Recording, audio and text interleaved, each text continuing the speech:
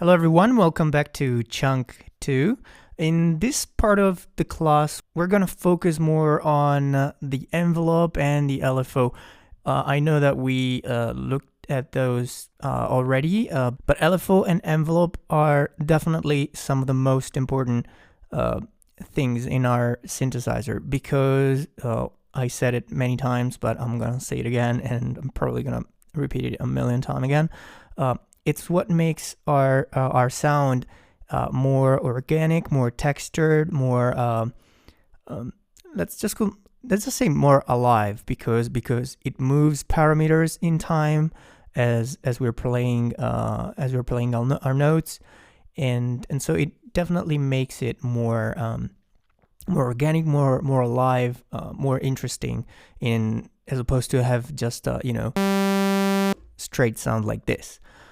Now, the first thing I'm gonna do is showing you how envelopes and LFO are applied to different type of sounds, such as the basses, the pads, the leads, the plucks, percussive elements, and stuff like that.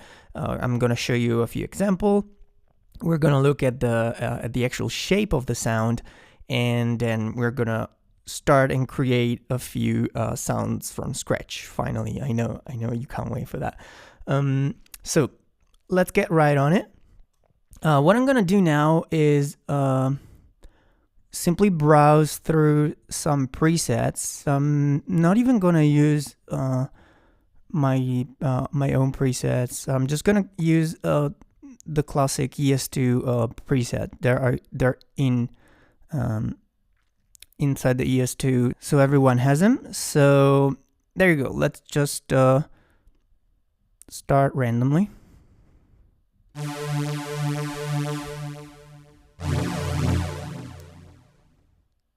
Okay. So let's start with pads first of all.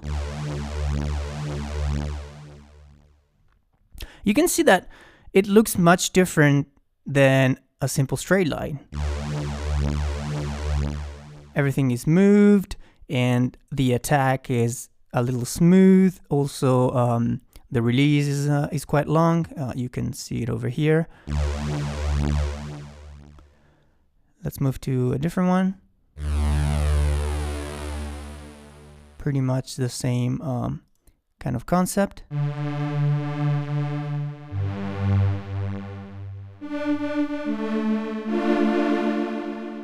Same. Let's just go down a little.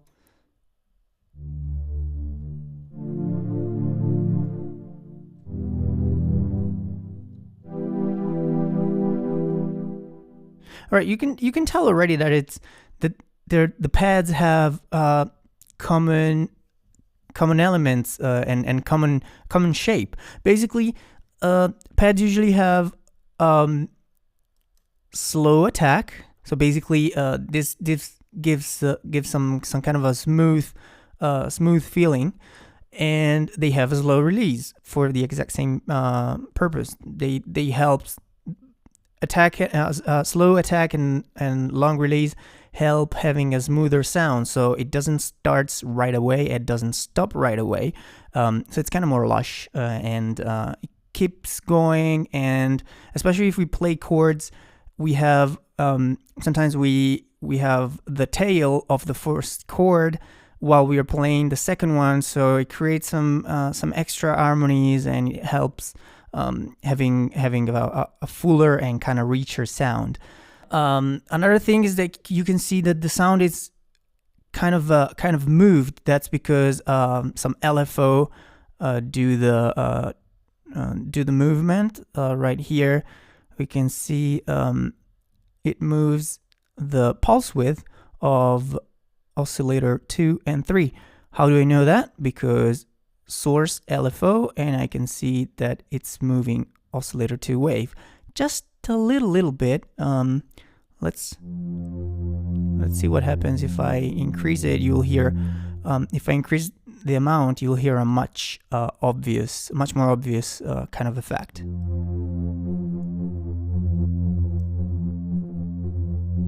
All right.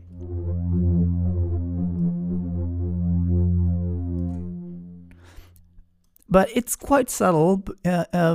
But it helps a lot moving the sound, making it a little bit more organic, as opposed to just let's bypass it. By the way, there's a LFO on oscillator 3 right here.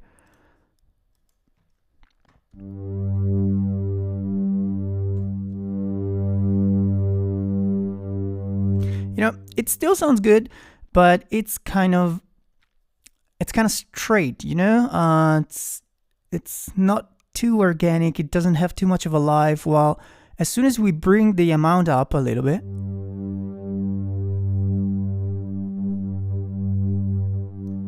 it starts vibrating a bit, it starts getting a little bit more interesting. Of course, LFO is something that we have to go kind of easy with because sometimes you modulate a parameter way too much and that creeps out the sound a little bit. I mean, sometimes you want it to be really modulated, but sometimes, for example, for lush sounds like this, you don't want to exaggerate with the amount of LFO. So yeah, when it comes to pads, the one of the rules or something that you want to keep in mind is usually a slow attack and a slow release. Of course, we wanna have the body to be quite present. We don't want the pads to fade away. I mean, we can go from a loud point to a quieter point, but with the pads, you usually don't want to go to fully quiet, because the pad is an element that in a track help us enriching the frequency. Let's say it's something that usually sits behind the track, unless we're doing like some trance with just a pad as a main sound. But usually it sits behind elements. It helps making our song a little bit richer and more spacey kind of thing. But to do this, we need to have the constant sound. If we fade into fully quiet, it gets a little bit pointless. I mean, if we would go with something like this,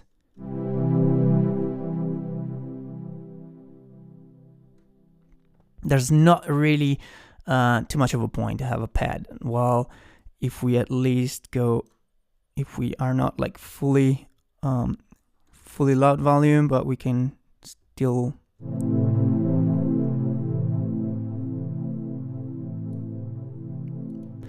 it sits right there.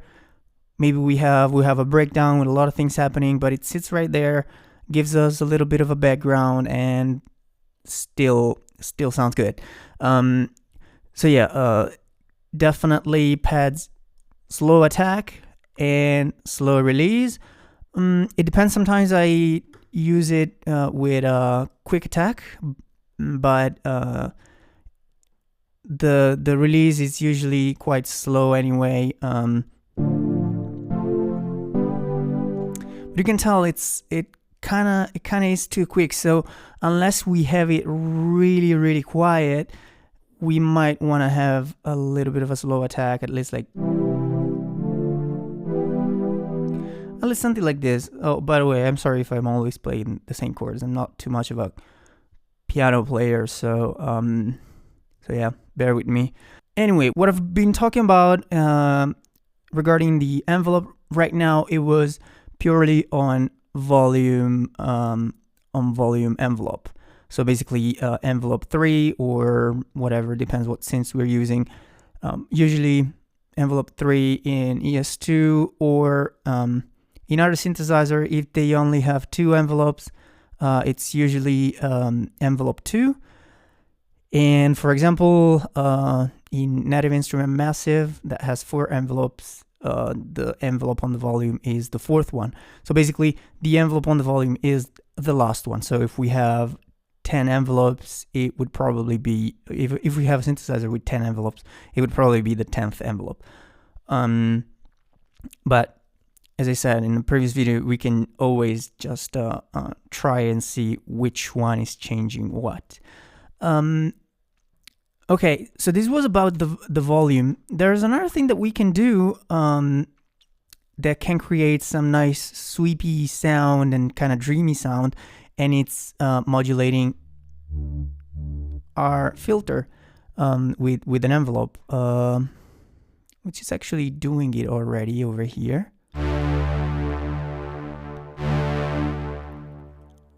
Let's go.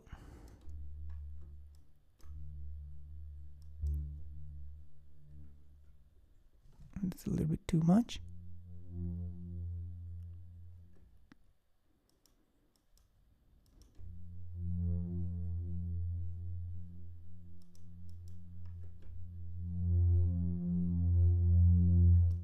Let's torque off the velocity for a second. I will explain this one in a minute.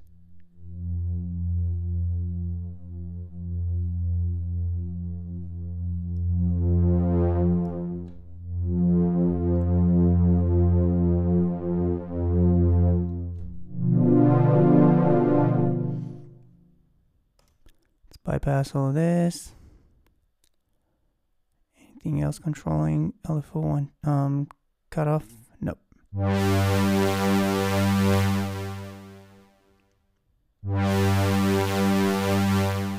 All right. Let's go a little bit.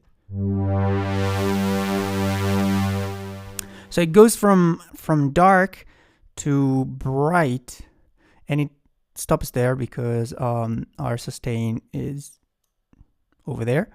If we bring it down, it will go from dark to bright to dark again.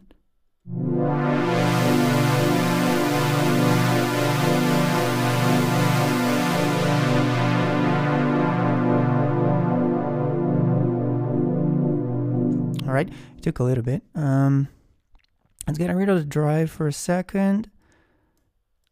And let's bring up some resonance. Also, let me go an octave an octave higher, so the sound is a little bit brighter.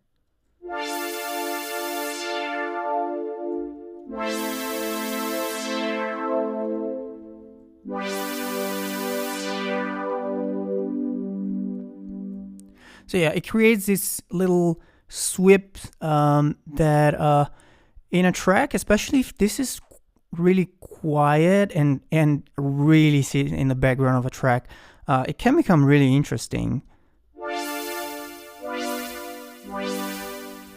You know, especially if we run it through a delay or a reverb, we can have this this kind of a sweepy sound going on in this track that's not ready to define, especially as I said, if we have it quiet. And we have this this frequency sweep that goes from dark to bright and dark again. What I would do is probably have a long release and just play a little step of it.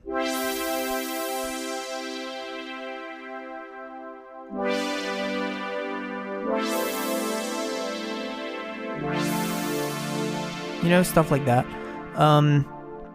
Also, one thing. You notice here that the filter is closing also when when I release my keys. That's because our release is quite high, so the sound keeps going, and if the sound keeps going, this is still working. So basically this works in millisecond, and if this if the release keeps the milliseconds value as much as this one, so basically we get the decay to do its cycle. So right here is 3400 millisecond and the release is 5800. So we hear the sound going back. We can hear the filter going back to 0 as we modulate it over here with the envelope.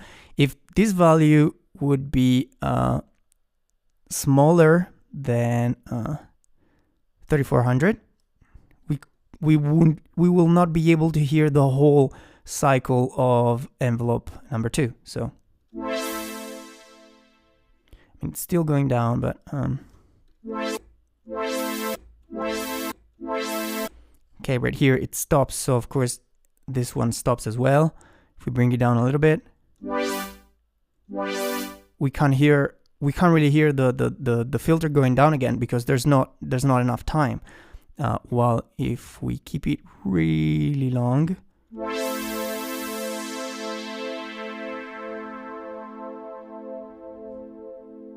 right? You can actually tell when I'm releasing the button. Well, over here you see the note stop. That's not highlighted anymore. As you can see, I released the button, but the sound keeps going, and the filter is going down right now. So this is a really interesting and nice thing to do with the filter and the envelope. Once again, if we wanna assign this to an envelope, we will have to pick our source. Source is always the modulator, either LFO 1, LFO 2, envelope 1, envelope 2, envelope 3, or other things like the mod wheel that's on your keyboard, or the pitch bend that's on your keyboard as well, or our keyboard position. We can use that as well. So basically, the higher we go in note, and we can tell the filter to be more closed, because of course higher note have higher frequencies as opposed to lower note that don't have that many higher frequencies. And basically we can set our cutoff or anything else to be more closed when we go up in high notes, so we can cut more of the high frequencies, and more open when we are in low notes, so we can have more, let's say, kind of high frequencies passing through. In this case, we have some kind of consistent type of frequency range, even if we are closing our filter. But anyway, as I was saying, our modulator always goes in a source, and what we want to modulate is our target. The via button over here basically is controlling, or lets us control, the amount of modulation that we are giving with different parameters. For example, modulation wheel, you'll see that now the modulator, it's kind of split. And what we can do here is, if we set it to 0, and our modulation wheel is at 0, you can see here the value of our mod wheel. Right now it says 0. Over here would be 127, which is the maximum. But if we set it at 0, our filter is not playing, okay? Because it's set at 0. If we are setting at maximum, over here, you see 127, our amount will be now over here. So basically at 0, the amount is over here. At 127, at maximum, the amount is going to be over here. And now if we're playing,